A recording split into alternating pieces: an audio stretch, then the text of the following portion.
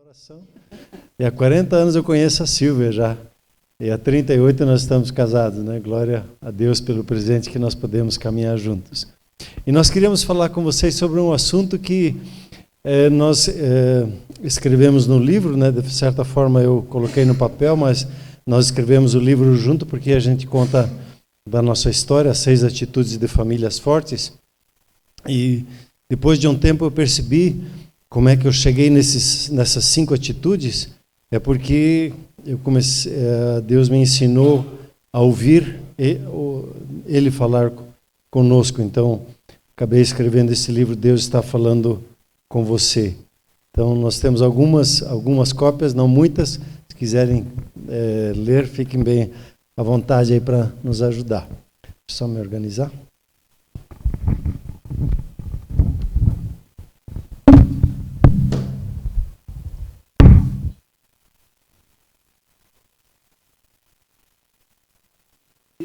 Beleza? Abra ali no Salmo 128, um salmo-chave na nossa caminhada. Antes dele começar, eu vou falar também um pouquinho, né? Muito bom estar aqui com vocês, uma alegria. Eu vejo hoje aqui casais que já passaram muitas coisas, muitas lutas. Vejo casais que Deus está transformando, que Ele está renovando.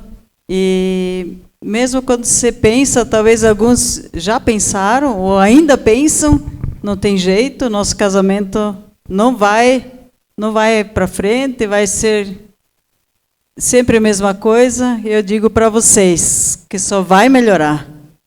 E se vocês estão aqui é porque vocês buscam, porque vocês acreditam no amor, acreditam na obra de Deus, do Espírito Santo nas suas vidas. E mesmo com a idade, né? O diabo já colocou na minha cabeça, né? Muitas vezes no meu coração. Agora só vai piorando, a gente está envelhecendo, agora vai, né? Logo a gente não consegue mais fazer essas aventuras, viajar, ou sei lá o quê, né? A gente começa a pensar, agora só vai para baixo, né? Mas, em nome de Jesus, eu digo, só vai melhorar. Amém? Amém? E os mais jovens aqui, só para cima, né? Deus é muito bom e Ele dá conforme a nossa fé. Aquilo que nós acreditamos, aquilo que nós cremos, nós vamos receber, como no seu irmão que cantou aqui, né? O sonho que você tem de viajar, o sonho que você tem de realizar alguma coisa especial com teu cônjuge, com tua família, Deus vai realizar. Creia que Deus é fiel, os planos dele são de paz, de alegria e de bênção, né? A Silvia sonhava com um jardim bem bonito, grande. Ela ganhou e eu ganhei serviço agora. Quando meu irmão conheceu a Silvia e nos acompanhou um pouquinho, ele baixou a cabeça assim e disse, isso não vai dar certo. 2 cabeça dura, vamos caminhar junto, isso não vai dar certo. Graças a Deus, a palavra de Deus foi mais forte que a palavra dele, né? E nos tem acompanhado. Muito bem, nós queremos falar aí sobre as 6 atitudes de famílias fortes e eu escolhi uma delas para falar com vocês, para nós falarmos sobre a terceira atitude. Então, a primeira atitude, eu vou passar 6 com você, só para você ter uma noção. A primeira atitude é famílias fortes, elas acreditam no valor da família e consideram o seu grupo familiar como prioridade em suas vidas. Cada um de nós precisa acreditar na família e ter como prioridade, né? E entender isso de coração. Segunda atitude, famílias fortes são intencionais em expressar apreciação com afeto um pelo outro, né? As famílias fortes, um casal forte, ele vai admirar, apreciar o afeto do outro. Não só ver as dificuldades, mas ver os lados bons do cônjuge. Questão de apresentar louvor, né? De como você está linda, como você está especial. Às vezes a gente pensa assim, a idade vai avançando, parece que a gente vai ficando mais feio. Não, cada idade tem a sua beleza. Né? Bom, que outro também fica, né? Vai envelhecendo junto, né? A terceira atitude é que nós queremos conversar hoje com vocês, famílias fortes. Elas são capazes de se comunicar positivamente em todos os níveis de comunicação.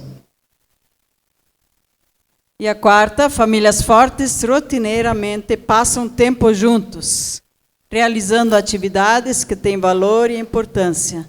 Né? A gente precisa passar tempo junto. Planejar um tempo juntos, sentar juntos, conversar juntos, fazer coisas juntos, né? Um hobby juntos, passear juntos, realizar coisas juntos, né? Muito bem. A quinta atitude, famílias fortes têm estratégias para resolver situações de conflitos e de crises em que todos saem vitoriosos. Normalmente digo assim, a Silvia e eu, nós já brigamos 1000 vezes, mas 1001 a gente já se pediu perdão um para o outro. Então, conflitos fazem parte da vida conjugal, né? Me lembro uma vez um pastor de idade, o nome dele era Peter Dick.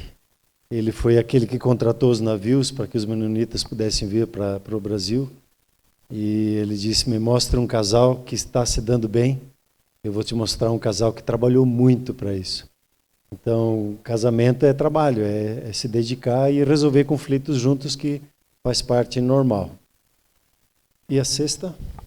Famílias fortes têm um forte compromisso com a espiritualidade. Quer dizer, eles buscam juntos, eles oram juntos. Quanto mais a gente ora junto, né? Começar o dia orando juntos, terminar o dia, às vezes a gente está na cama já, um quase dormindo, o outro diz, vamos orar? Daí a gente ora junto ainda, né? Fechando o dia, né? E buscando, lendo a palavra junto, crescendo, compartilhando o que chamou a atenção na devocional. Então, isso fortalece um casal. Eu queria ler com vocês o Salmo 128, Salmo de número 128. Ele diz assim, bem-aventurado, a pessoa é muito feliz, realmente cheia de uma pessoa realizada, cheia de felicidade, aquele que teme ao Senhor e anda nos seus caminhos. Do trabalho de tuas mãos comerás, feliz serás e tudo te irá bem. Tua esposa no interior da tua casa será como a videira frutífera, teus filhos como rebentos da oliveira à roda da tua mesa. Eis como será abençoado o homem que teme ao Senhor. O Senhor te abençoe desde Sião, para que vejas a prosperidade de Jerusalém durante todos os dias da sua vida. Veja os filhos dos teus filhos, paz sobre Israel. Eu hoje, quando pego meus netos no colo, brinco com eles, vou jogar bola, brinco com eles, machuco eles, peço perdão, eles me perdoam depois de ficar meio embirrado comigo. E esse texto aqui diz, eu estou vendo o filho dos meus filhos, né, celebrando com eles, me alegrando com eles. E a palavra de Deus é fiel e verdadeira, ela se cumpre na nossa vida, quando a gente permite ouvir o falar de Deus na nossa vida. Um dia eu estava num café de pastores, e nesse café de pastores, eu estava lá me servindo, e um outro pastor perguntou para um pastor que era meu pastor na época, ele disse, você poderia vir na nossa igreja falar sobre igreja? E o meu pastor disse, se quiser falar sobre família, fale com ele. Falar sobre família. A igreja? Não, sobre família. E isso às vezes acontece depois dos, sei lá, já vi depois dos 40, o Tico e Teco não estão falando bem junto. E eu olhei assim e disse, eu falar sobre família? Né? E depois fui incentivado a escrever sobre família. Eu estava conversando com a Silvia antes de nós chegarmos aqui. Às vezes, para nós é tão simples ser família, porque a gente já trabalhou tantas coisas e a gente vai falar de coisas óbvias, mas digo que não é óbvio. Para outros não é óbvio ainda. Nós já caminhamos uma parte, já é simples para nós, porque já praticamos bastante. Perdoar para nós hoje Às vezes custa um pouquinho, mas é bem mais simples do que no começo, né? No começo, às vezes, a gente ia dormir em X, né? Sabe aquele dormir em X ou não? Só encosta a bunda assim um com o outro. A bunda não diz, né? Diz nem nada, isso, nádegas. Né? Nem isso, nem encosta, né? Nem encosta um com o outro. E aí, graças a Deus, o Espírito Santo não nos deixava dormir. Até um pedir perdão para o outro. E daí, depois de meia hora, uma hora, pois é, então me perdoe, eu errei, né? E eu amo você, a gente se perdoava e voltava. E falar sobre famílias, para nós, se tornou algo muito simples. E a palavra comunicar aqui, que é o tema que eu queria trabalhar junto com vocês, com a Silvia, famílias fortes, elas têm essa habilidade, aprenderam a conversar, né? Eu, quando era adolescente, meu avô gostava de assistir um programa de auditório. E os mais velhos aqui vão lembrar, de tanto eu escutar aquele apresentador, ele falava assim: quem não se comunica, se trumbica. Os mais velhos já se entregaram aqui. Ele falava: quem não se comunica, se trumbica. Quando a gente não conversa, dá ruim, né? A gente precisa aprender a trabalhar essa parte da comunicação. E eu tinha uma dificuldade muito grande de conversar no começo com a Silvia, e quando comecei a visitar a Silvia lá no Paraguai, e o que o amor faz, né? Eu dei uma volta no mundo no ônibus para ir sempre visitar a Silvia, 1.000 quilômetros ida, 1.000 quilômetros volta. Quinta-feira à noite eu embarcava no ônibus aqui, chegava sexta-feira depois do almoço, passava com ela um tempo, domingo depois do almoço, embarcava no ônibus, chegava às 6 da manhã em Curitiba e ia trabalhar. O que o amor faz, né? Valeu a pena. Valeu muito a pena. Chegando na casa dela, eu fiquei admirado que eles sentavam à mesa e ficavam conversando. Lá em casa não era assim, a gente não sabia conversar. A televisão ficava na ponta da mesa e a gente comia assistindo televisão, jornal, sei lá o que tinha, o que passava lá. E quando terminava o jornal, meu pai já ia dormir. A gente não aprendeu a conversar em casa. Não tinha essa habilidade. Então, quando eu casei, eu não sabia conversar com a Silvia, eu não sabia como abrir meu coração para ela. Eu precisei aprender essas pequenas coisas. Quando eu falo para a Silvia isso que nós ficava lá 1, 2 horas conversando na mesa, até ficava cansado de sentar naquela cadeira lá, mas tinha que agradar o sogro, né, fazer perguntas e me interessar. E a gente ficava conversando ali como família. Até a Silvia, a mãe da Silvia, ela tinha um armário que ela guardava a louça lá dentro, fechava o armário e ficava sentada na mesa conversando. Ela não ia lavar a louça. Ela deixava isso para outro dia lá para a secretária dela ajudar ela a lavar a louça. A importância de sentar, os filhos, sentar à mesa e conversar. Então, quando nós falamos sobre comunicação, tem um ponto aqui que ele é como uma base. Todos nós queremos ser compreendidos, não é verdade?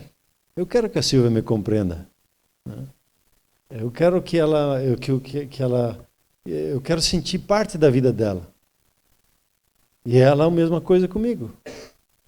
Só que se a gente não conversa direito, a gente não vai se compreender. De repente a gente começa a ver as falhas e os erros um do outro, né? Diz que é difícil entender as mulheres, né? Acho que é por isso as mulheres falam tanto, né? Tem que fazer de tudo para ele compreender. Então, cada um de nós tem esse desejo. Quando a gente olha para os filhos, para a nossa família, os filhos também querem ser compreendidos. Não é assim? O filho, ele quer sentar com o pai, só que o filho não sabe conversar com o pai. Ele precisa aprender a sentar com o pai. Não só conversar com o pai quando a cinta vai correr, né? Lá em casa era 3 horas da tarde e a cinta já corria, porque a paciência terminava às 3 horas da tarde. Parece que era horário marcado, a hora da surra. Mas nós, como pais, precisamos aprender a sentar e conversar com os nossos filhos, olhar no olho dele.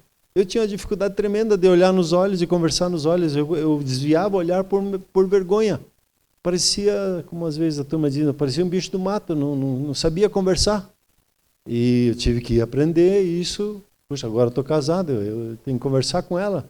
Aí Deus nos leva a fazer uma lua de mel de 2 anos lá no Canadá, não tinha nenhum parente conhecido. E a gente teve que aprender a se virar e a conversar juntos, né? Então, a comunicação ela é importante, principalmente na nossa caminhada, por causa desse sentimento de sermos compreendidos, né? É o maior desejo do ser humano. Estava ouvindo hoje uma aula e o pastor falava assim que Deus, pastor Mark Virkler, Deus tem um desejo de conversar com pessoas. E as pessoas não querem conversar. Israel não quis conversar. Adão e Eva saíram fora. Israel teve medo de conversar com Deus. Disse, não, Moisés, você conversa com Deus e diz para nós o que nós é para fazer. E parece que até hoje o ser humano é assim, não, pastor, fala lá com Deus e diz para nós o que a gente tem que fazer. E a gente não vai para conversar com Deus. E o que acontece quando não tem conversa? Né? Se Deus calasse e não falasse conosco, nós íamos morrer. Se você não conversa com o seu filho, com a sua filha, com o seu cônjuge, o que acontece? O relacionamento morre. Né? Lembra como é que era quando nós namorava? A gente conversava, né? E é difícil de dizer tchau, o telefone era caro, ela ligava, né? Porque era mais barato ela ligar do que eu ligar daqui, né? O pai que pagava? Não, tinha 20% de desconto deles lá, por causa do Porto de Paranaguá. Mas, quando você namorava, você conversava. Casou. Acabou a conversa. Né? E a gente precisa aprender a trabalhar essa parte na nossa vida. Né?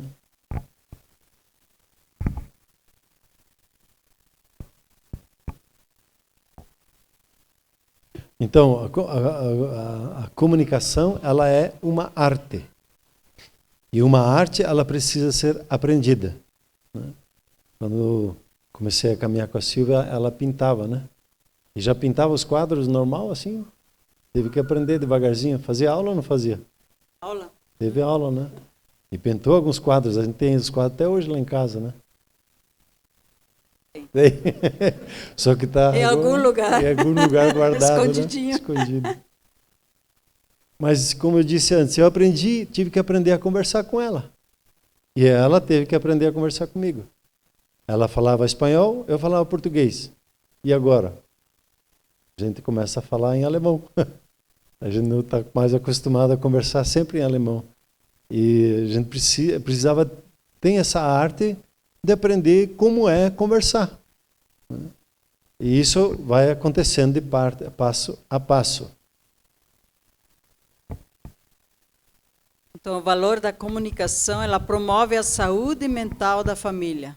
Né? Ela amplia o horizonte. Nós vemos além, né, daquilo que está na nossa frente. Ela amplia as experiências da vida.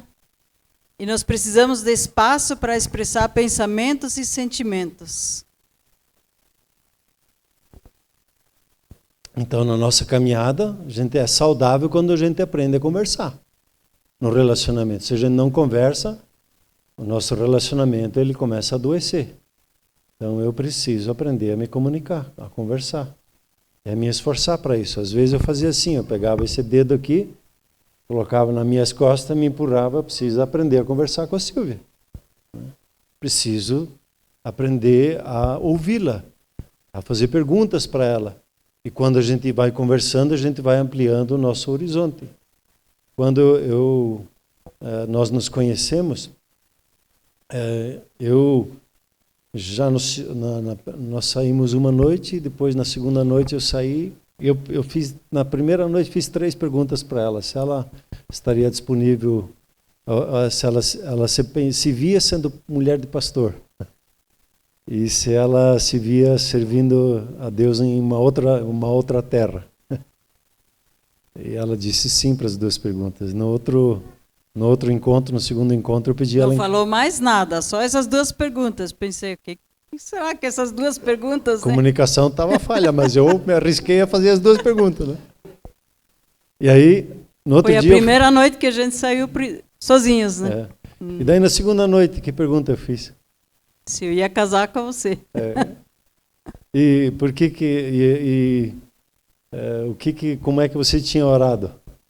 Então eu sempre pedi para Deus, se alguém pedisse em namoro, eu ia dizer não. Eu não sou brinquedo de ninguém, eu não vou namorar com ninguém. Se alguém quiser ficar comigo é para casar, né? Então. Ufa, eu obedeci o Espírito Santo, né? Então, a gente vai, depois ela conta essa história, a gente amplia o nosso horizonte, a gente vai se compreendendo melhor, a gente vai agradecendo porque vai vendo que Deus tá nos conduzindo, está testificando, né? Vai ampliando as nossas experiências de vida. Quando você conta as suas histórias, quando cada um conta as suas expectativas, as suas experiências, nós nos tornamos mais saudáveis. E os nossos filhos também. Quando eu sento e converso com as minhas filhas,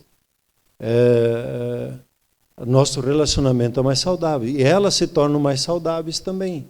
Elas aprendem a conversar, elas aprendem a trocar ideias, né? Então, a comunicação ela é importante porque ela promove a saúde mental. E segundo, Silvia? Ela constrói o sentimento de pertencer. Uma alegria compartilhada é uma alegria multiplicada. Então, os filhos, né, ou criança, adolescente, jovens, quando nós conversamos, nos importamos por eles, ou o marido, a esposa, eles têm o sentimento de pertencer à família. Quando nós só mandamos nossos filhos, não faz isso, não faz aquilo, não pode, e isso e aquilo, pode ser que eles se sintam só parte, né? Não se sintam parte da família. Mas quando começamos a conversar, tem dificuldade nisso, nós temos alegria nisso, ou você gosta, o que você gosta, compartilha o que você gostaria de fazer, planejar umas férias juntos, planejar, ver como está a escola, como está lá fora, ver como a esposa, o trabalho da esposa. Quando a gente se importa um pelo outro, perguntando, fazendo perguntas, vendo como a pessoa sente, vem um sentimento de pertencer à família. Mesmo compartilhando as dificuldades, né? Muitas vezes nós compartilhava com as filhas, esse mês o orçamento está bem curto, então esse mês não vai dar para fazer isso, aquilo, nós vamos no shopping, e nós fomos muitas vezes no shopping, filhas, um sorvete do McDonald's, que era R$1, né? Não sei se era real, acho que é real já, né? O cruzeiro ainda. Mas era assim, o mínimo. Então elas já sabiam de casa, nós vamos para o shopping, nós vamos passear. Estava conversado. Estava conversado, um sorvete do McDonald's, tá bom? Podemos ir? Sim. Então elas se sentiam parte, elas iam ajudar no orçamento da família. E nós vamos fazer isso e aquilo, a gente tem pouco tempo, o pai vai estar fora esse fim de semana, nós vamos ministrar isso, nós temos essa noite livre. E o que vocês pensam? Como nós vamos passar essa noite juntos? O sentimento de pertencer à família. A tua opinião vale, né? Não é só porque a mãe não quer, o pai não quer, vai ser assim e pronto. Mas poder opinar também, né? Não, eu não gostaria, eu não gosto desse restaurante, eu não gosto dessa roupa, mas o que você gosta, né? Faz parte, a opinião é importante. Um segredo da vida é que são as nossas dificuldades compartilhadas e vencidas em conjunto que nos unem. Então, quando a gente compartilha sobre as finanças, quando as meninas já estavam um pouquinho mais velhas, eu apresentei o orçamento. Aí depois não precisava mais dizer, elas viram quanto que a gente gastava de luz, daí elas policiavam umas às outras para desligar a luz, né? Eu me lembro muito quando a gente sentava com os nossos pais, eles contavam da dificuldade que foi todo o processo de construção da vida deles para chegar onde estavam. Temos na família uma foto de uma casa de palha. A primeira casa dos meus avós era uma casa de palha. Aí o meu pai contava, quando ele era menor, os bichos passavam correndo por baixo da cama dele, ele ficava só em cima de uns pedaços de pau assim, e embaixo ficava aberto, os bichos saíam no meio do mato, saíam correndo ali. E a gente dava risada sobre isso, mas a gente percebia essa história, percebia a dificuldade e a gente se sentia parte do processo. Houve uma época para mim, na adolescência, eu queria fugir de casa. Eu não me sentia parte da casa. Provavelmente pela falta de conversa, de sentar junto e conversar. E quando nós sentamos e conversamos, nós sentimos parte, que nós fazemos parte disso. Tem num dos outros pontos, dos outros 6 pontos, fazer coisas juntos, eu sempre conto a história que é importante que os pais ensinem os filhos a fazer as coisas, as tarefas de casa. Uma vez estava ensinando isso, a mãe disse assim, mas eu posso dar tarefa para o meu filho? Levar o lixo para fora? Claro que pode e deve. Porque isso, quando a gente trabalha junto, faz as coisas juntos, dá o sentimento para o filho, faço parte disso. Quando no começo as crianças não gostam de lavar louça, não gostam de varrer, ficam reclamando. Mas as coisas que fazemos juntos nos dá esse sentimento de pertencimento. E a conversa faz isso conosco também. Quando a gente senta em conversa e compartilha as nossas histórias, né, fica esse sentimento de pertencer, de fazer parte da casa. E se você experimente isso uma vez, me contar a sua história. Normalmente nós fazemos isso no grupo familiar. Quando vem alguém novo no grupo familiar, o que faz naquele encontro do grupo familiar?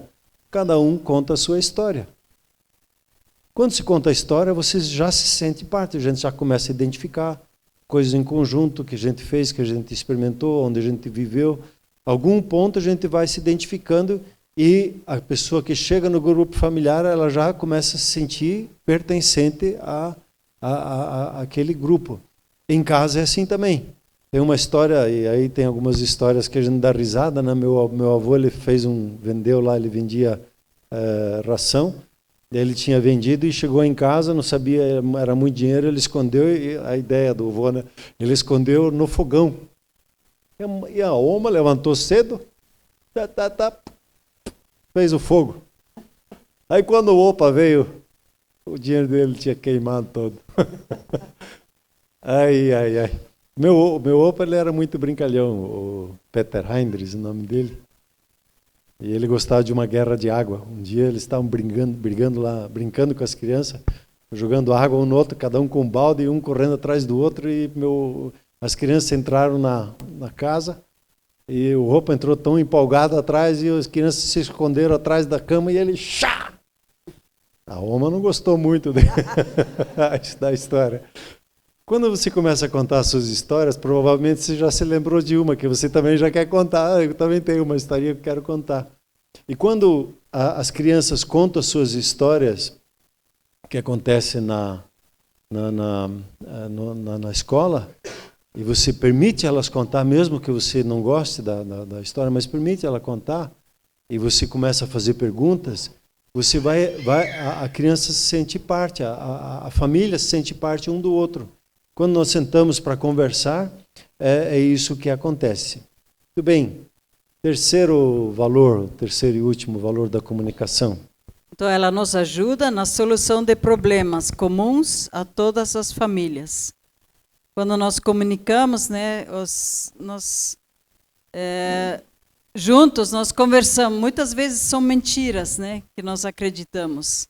Quando não há conversa, tem pessoas que, em conflitos, eles se fecham. Ficam quietos, não falam mais com você, ficam dias, ou horas, ou dias, né? Às vezes meses, Deus me livre, né? Muito tempo. Calados e se fecham.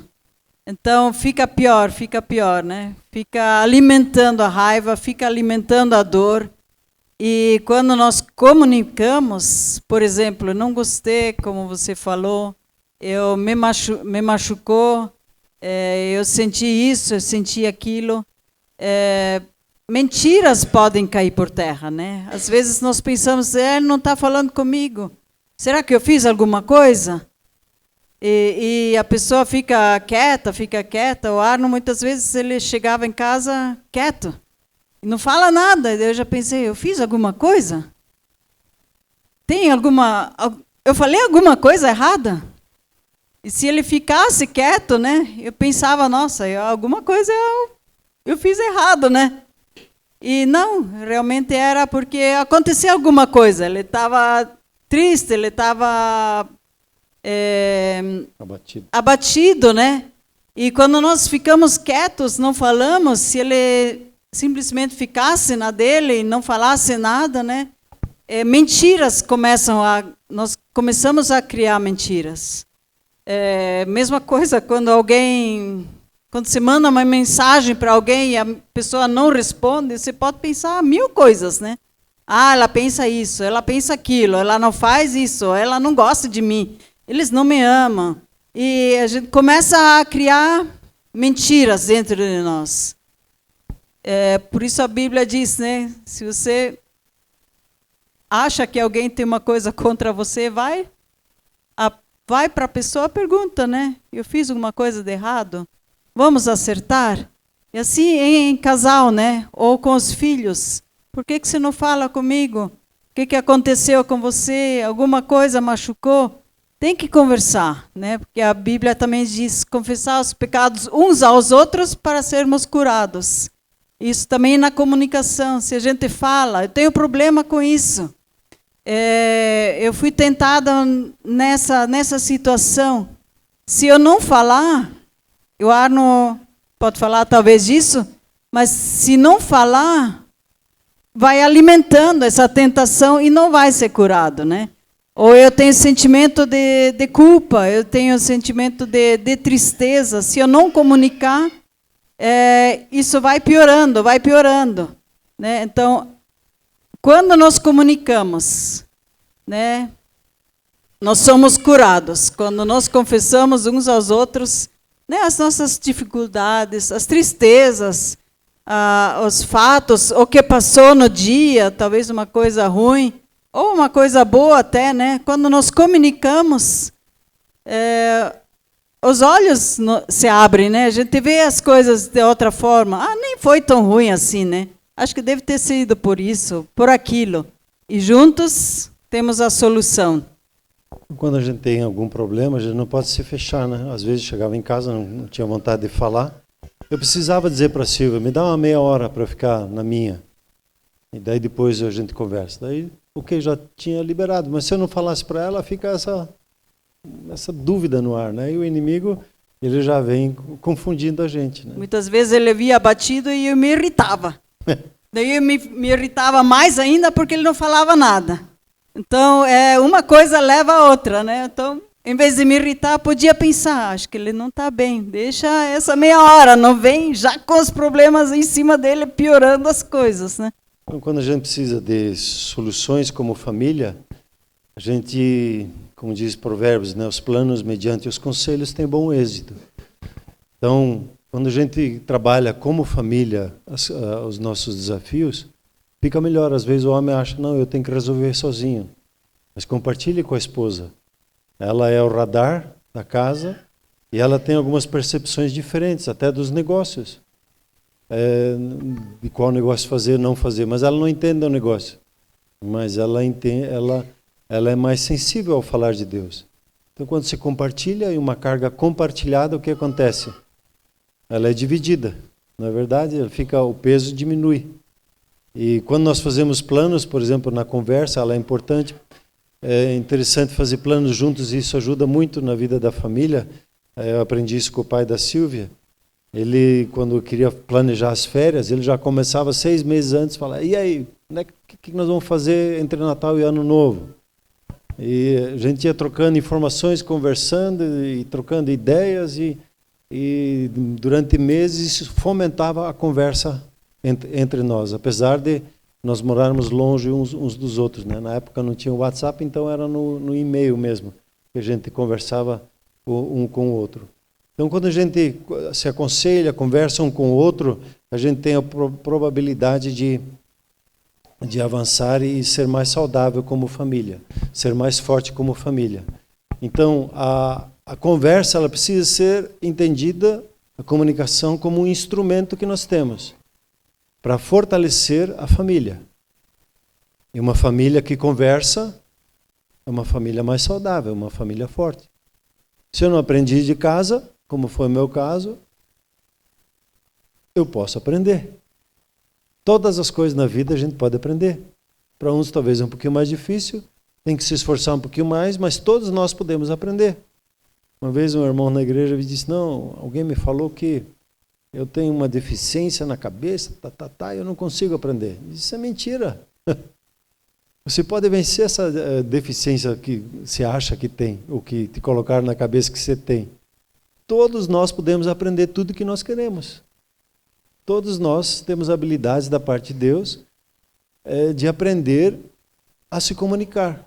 A fala, a conversa, e quando se começa a estudar sobre isso, sobre o poder da boca, né, da fala, na sua fala, diz lá Provérbios, está o poder da morte e o poder da vida. Você pode matar um relacionamento pelas palavras, você pode matar, destruir uma família pelas palavras, ou você pode construir e fortalecer a sua casa por conversar. Mas é tão simples.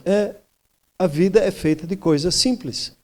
Sentar e conversar numa noite como família. Nós tínhamos um hábito, um tempo que, numa das noites, nós fazíamos jogos de mesa. O jogo de mesa, né, fazer as brincadeiras lá, tudo ou nada, o jogo de dados, se quiser aprender lá eu ensino. São 6 dados, daí tem os pontos que a gente faz, a gente ri, conversa. Tudo é envolvido com conversa. E a gente aprende a brincar, aprende a ver quem é ganancioso, aprende a ver quem é generoso. A gente vai aprendendo um com o outro, a gente aprende a ganhar, a gente aprende a perder e vai conversando sobre isso. Então, a conversa, uma boa conversa saudável, diz ali no versículo, quem faz bom uso da sua conversa vai colher o fruto na sua vida. Então, na sua boca tem o poder de matar a sua família ou de dar vida à sua família. O que nós escolhemos? Usar esse instrumento para dar vida. Os nossos filhos, nós edificamos a vida deles pelas palavras que procedemos. A igreja, ela é edificada pelas palavras que são pregadas desse púlpito. As nossas vidas, elas são fortalecidas pela boa comunicação. E Deus nos deu essa habilidade para fortalecer a nossa casa. Amém, queridos? Existem níveis de comunicação. Intercâmbio social. O que é intercâmbio social? Vou pegar aqui no pé.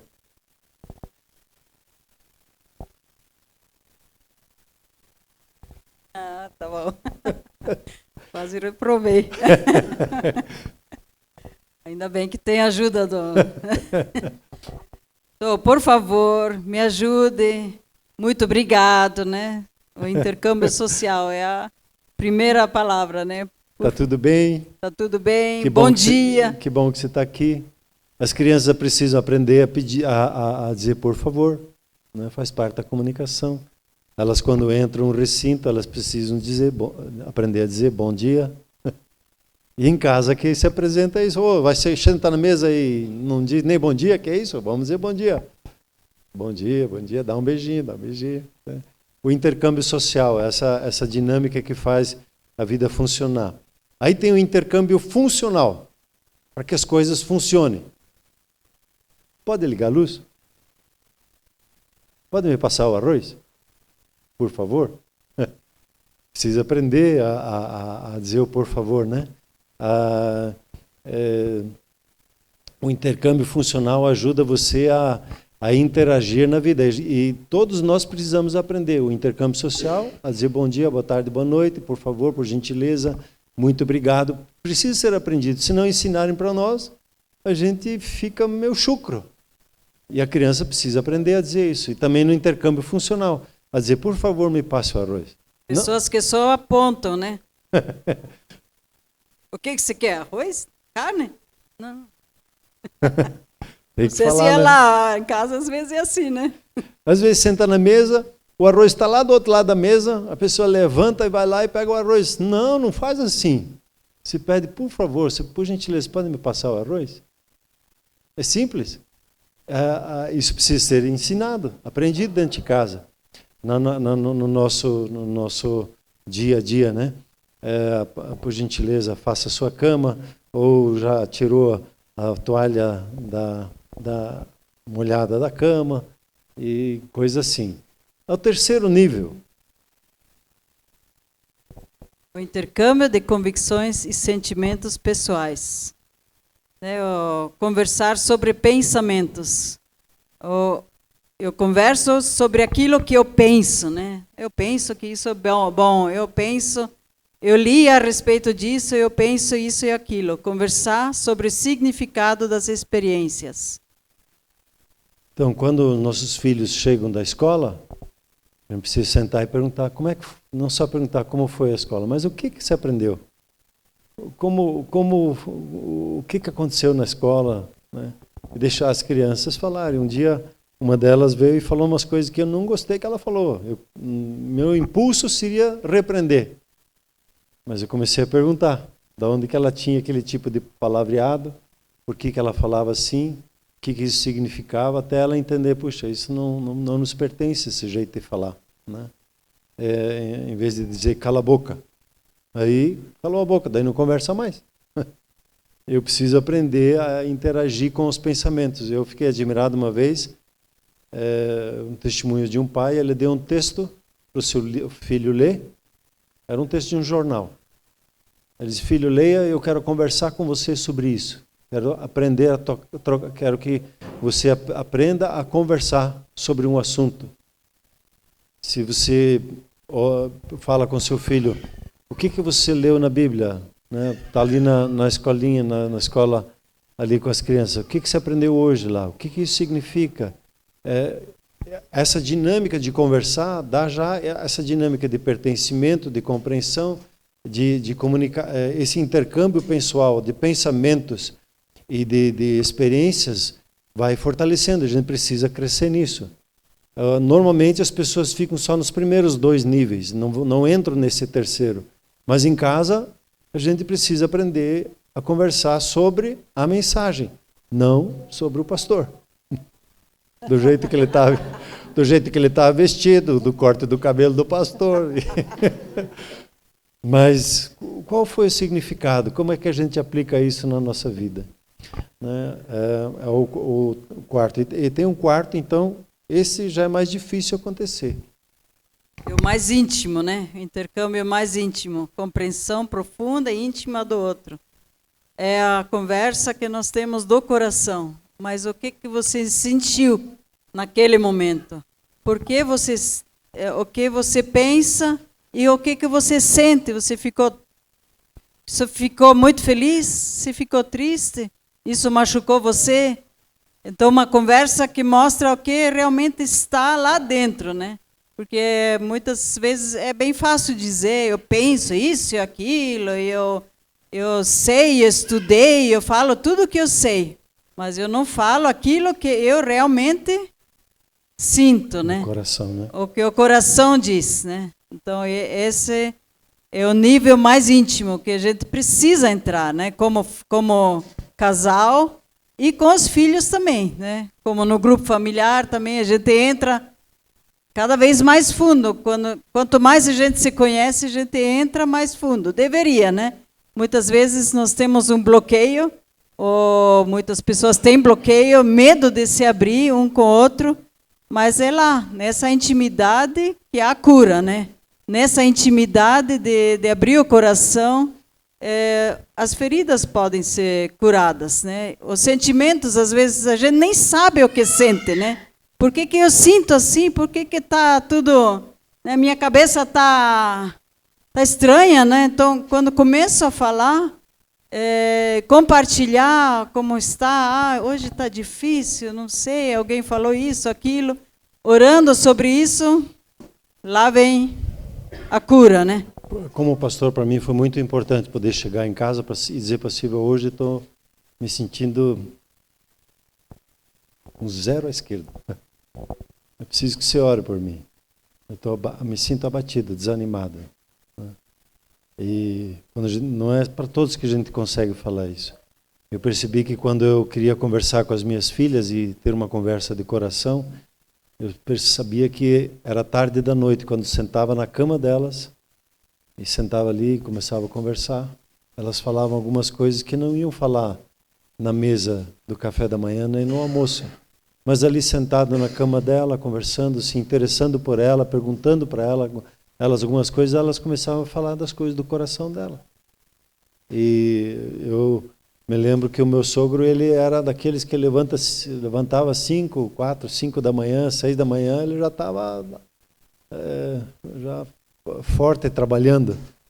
E eu entendi que se eu quisesse ter comunhão com ele, conhecer ele, eu precisava levantar cedo e tomar um chimarrão cedo com ele. E ali ele falava, de manhã cedo ele conversava. Tarde da noite, ele já era 8, 9 horas da noite, ele estava meia luz já. Aí não dava para conversar com ele. Então, a conversa do coração, ela não acontece qualquer hora. Tem horários específicos. E uma das coisas que daí poderia abrir uma conversa mais longa e mais profunda é quando a gente dá aquela explodida. Bum! A gente grita um com o outro. Quando a gente grita e briga um com o outro, o que está acontecendo? O coração se abriu. E o Greg Hill, no seminário Veredas Antigas, ele trabalha isso. E é a oportunidade de curar o coração. Quando a gente grita, é sinal de uma ferida que está lá no coração. Eu sempre conto essa história do Greg Hill. Ele estava hospedado na casa do pastor, que ele ia dar o seminário. Aí ele levantou mais cedo, ele queria tomar um banho. E ele estava num quarto, ele tinha que atravessar o corredor. No final do corredor, lá estava a mesa do café da manhã. Aí ele deu uma olhadinha, não tinha ninguém, ele pulou e foi para o banheiro e tomou o seu banho. Quando ele voltou, ele olhou, eles estavam lá comendo, mas ele não queria chamar a atenção. E ele pulou e bateu na porta, e a porta bateu na porta do armário e deu aquele barulho. Quem estava na mesa, todo mundo olhou para ele, ele ficou todo sem graça. E deu tchauzinho e voltou para o banheiro. E no banheiro ele ficou com tanta raiva, ele queria esganar a esposa dele. Por que ela abriu aquela porta? E aí ele fez uma pergunta: Senhor, por que estou sentindo toda essa raiva? Não tem sentido. Por que isso? E aí ele conta a sua ministração, que Deus mostrou como uma coisa lá na infância dele, em que ele foi exposto à vergonha diante dos outros, e toda vez que ele era exposto, nesse caso, ali na porta, não conseguia entrar, saindo do banheiro, ele se sentiu exposto, explodia a raiva dentro dele. E aí, quando a esposa disse, vem cá, pode vir. Ele disse, por favor, ore comigo, estou sentindo muita raiva, estou querendo te pegar. E aí ele explicou o que Deus mostrou para ele. Então, a conversa do coração, ela acontece na intimidade, ela acontece às vezes num momento explosivo, e aí a gente precisa aprender a ser para-choque um para o outro, na dificuldade, né? Ser o para-choque de segurar a onda. Alguma coisa aconteceu, alguma coisa não está em ordem, e não já bater de volta, né? Brigar de volta, não, vamos orar e cuidar um com o outro, e buscar perceber alguma coisa no coração não está em ordem. Com os filhos, às vezes sair, dar uma saidinha, vamos fazer um lanche, só com uma criança, né? Um dos filhos, não todos juntos, né? Sentar e conversar, como você está sentindo, o que aconteceu, por que você está assim. E depois com a outra, né? E isso eu acho que é uma lembrança que eles nunca vão perder, né? É um momento que eles sentem, as crianças agora, né, pode ser adolescente, jovem, ou criança até, eles sentem que a mãe, o pai realmente se importam, né? Se interessam pelo que eles estão passando, que para nós às vezes parece, amiguinha, só isso, coisa já passa, né? Às vezes a gente é tentado a falar, isso já passa, mas quando a gente sai, conversa, eles precisam desse tempo, né, de ser compreendidos. Então, indo para o final, a conversa, a gente precisa ser intencional. Eu tenho que querer conversar. Eu tenho que querer ouvir, senão não acontece. Não é só quando der vontade. Não. Eu tenho que ser intencional, eu tenho que querer conversar um com o outro. A Silvia e eu aprendi uma vez num retiro de pastores com o pastor Edson Barbosa, ele fazia retiros com pastores, e foi um dos pontos que assim, no início do ministério me salvou. Eu aprendi uma lição, e eu cheguei em casa e combinei com a Silvia. O pastor Edson orientava assim: você precisa separar um período da sua semana para conversar com a sua esposa. E na época o nosso dia livre era segunda-feira, e a gente estabeleceu segunda-feira de manhã para conversar. E nesses 38 anos de casado, a segunda-feira pela manhã está na nossa agenda. Ou à tarde, dependendo das crianças, né, da escola. Esses dias o pessoal lá, os pastores de Curitiba, estão inventando fazer coisas segunda de manhã, e daí a gente combina para conversar à tarde, mas tem que estar na agenda. Tem que estar na agenda. Se não colocar na agenda, quando der a gente conversa, não vai conversar. Daí vai começar a brigar por coisa boba. Eu preciso aprender a conversar, planejar minha semana com ela. Eu preciso planejar as finanças junto com ela. Eu preciso colocar algumas questões que a gente precisa resolver, como a gente estava colocando aqui, resolver conflitos e problemas da família juntos. Como é que a gente faz? Tem que sentar e conversar. Tem que pôr no papel, tem que ser intencional, tem que preparar a conversa, assuntos para debater. Nesse ponto eu sou um pouquinho mais sistemático, né? Eu coloco lá os pontos que eu preciso conversar com a Silvia. Eu pego a agenda com ela, passando dia por dia. Ela já aprendeu agora, daí ela já pega, e agora segunda, e agora terça, e agora quarta, quinta, o que vai acontecer sábado que vem, daqui a um mês, como é que vamos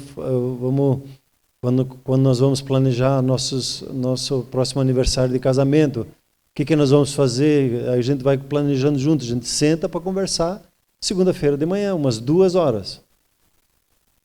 Por aí mais ou menos. Só para isso, só para nós dois. E na época com as crianças, elas tiveram que aprender, nesse horário, não se conversa com o pai e com a mãe. Nesse horário, na segunda-feira, a Silvia não lavava roupa. Ela lavava à tarde ou lavava na terça. Porque ela sentava comigo para conversar. Ela também tinha que colocar na agenda dela as atividades para a gente ter tempo. Com os filhos, Silvia, o que a gente fez com os filhos? Com as filhas, quando eram menores? Não sei mais. Claro que sabe, domingo de manhã. Conversando com eles? Pensei, enquanto a gente conversava, eles tinham que fazer a lição, né? Estar na escola, mas domingo pela manhã nós sentava juntos, a gente já preparava todinho delas. Agora, quando nós não tinha culto de manhã, elas estavam em casa ainda, né? Levantava, nós sentava junto na sala. Agora nós vamos conversar, nós vamos uma conversava como foi a semana, quais são os desafios para a semana que vem, né? O que eles gostavam, o que não gostavam. Uma orando pela outra, às vezes elas estavam brigadas, né? Não queria nem olhar uma para a outra. Ixi, agora vou ter que orar por ela, que está à minha direita, né? Então já quebrava essas barreiras. A gente fazia primeiro uma noite por semana, nós tínhamos um tempo de jogos, de brincadeiras, e orar um pelo outro. E depois, domingo de manhã, era sagrado, assim, elas não podiam dormir na casa de ninguém. Ou se elas iam dormir na casa de alguém, domingo de manhã, o Arno ia lá buscar, porque era nosso grupo familiar, né? Nosso tempo em família. Das 10 ao meio-dia, a gente sentava na sala e conversava, né? Eles podiam vir de pijama. Era bem informal, assim, todas de cobertas, todinho na sala, né? Um café bem gostosinho para elas, bem gostoso, assim, do jeito que elas gostam, né? E aí, para tirar da cama no domingo, como é que eu fazia? Não adianta chamar 10 horas, né? Eu já 9h30 disse, daqui a pouco a gente vai estar conversando. 9h40, daqui a pouco a gente vai conversar. Daí sentava na cama, conversava. Aí 9h50 disse, agora levanta, né? Agora você vem. Ajudava no processo. Não adianta dizer, né, para as crianças, venham à mesa. Não, tem que avisar uns 10, 15 minutos antes. Né? Porque eles também têm que concluir o que eles estão fazendo e fazer a troca para vir. Então, pela conversa, isso acontece. Então, a conversa ela precisa ser intencional. A gente precisa ter esse entendimento e aprender como conversa, como entende. Aqui algumas dicas, né, de como posturas saudáveis, né? separar tempo que nós estamos falando. Antes de falar, procurar ouvir, né? Fazer perguntas, é muito importante. Confirma o que você está ouvindo, é isso que você está dizendo, é assim que você pensa, compartilha, porque isso mostra que você está interessado e está entendendo quando você repete e confirma o que você está ouvindo. Ser empático é sentir junto a dor da dificuldade, né?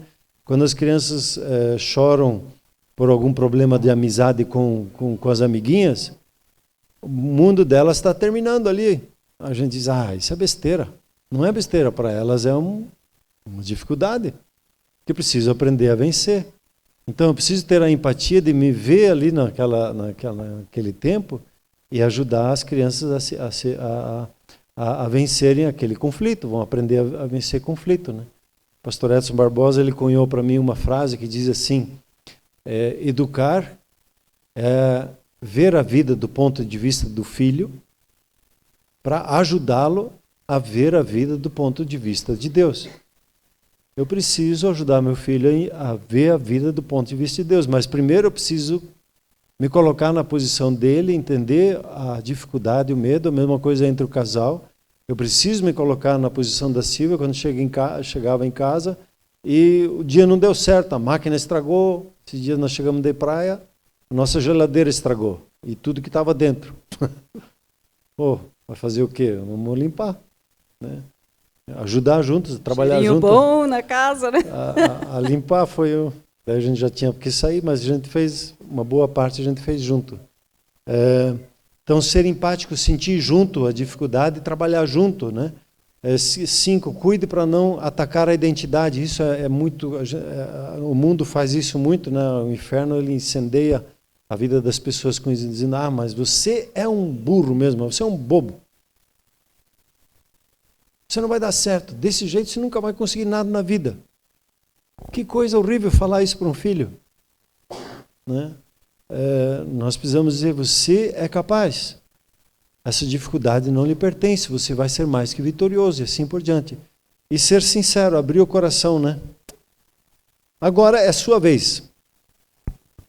Seguinte, eu vou pedir para vocês conversar como casal agora. Se tivesse mais tempo, eu ia pedir para você sentar de joelho a joelho, um no olho do outro.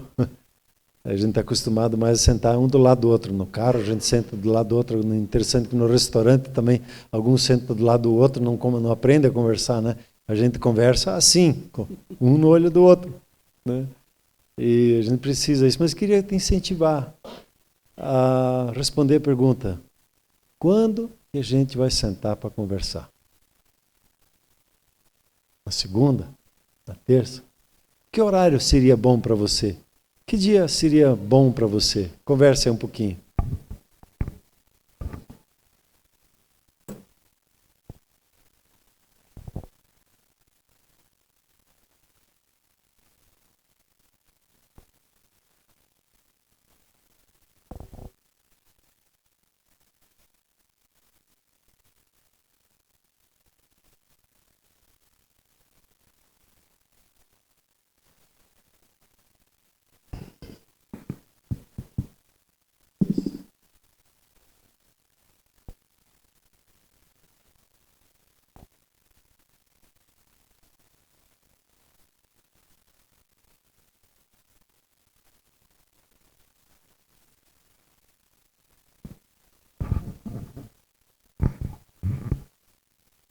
Então, maridos, eu vou deixar essa responsabilidade com vocês.